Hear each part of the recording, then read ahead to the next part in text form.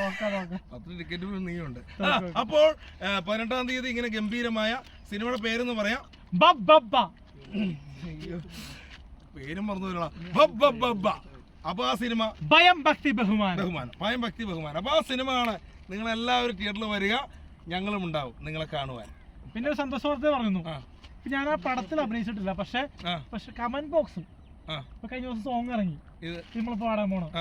കഴിഞ്ഞ ആ സോങ് ഇറങ്ങിയപ്പോ കമന്റ് മൊത്തം ഞാൻ ഇതാണ് പെരേര. ഞാൻ അതിന്റെ പാട്ടുകാരൊന്നും അല്ല, പക്ഷെ എങ്കിലും അതിൽ മൊത്തം AJP സോങ് ആണെന്ന് പറയുന്നുണ്ട്.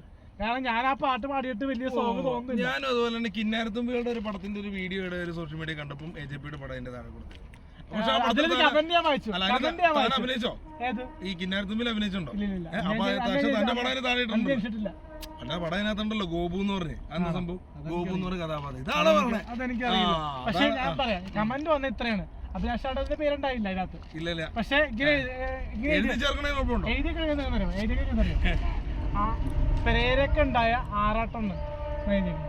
എന്റെ ദൈവമേ, അതെന്റെ കാര്യം പറയല്ലേ. അപ്പോൾ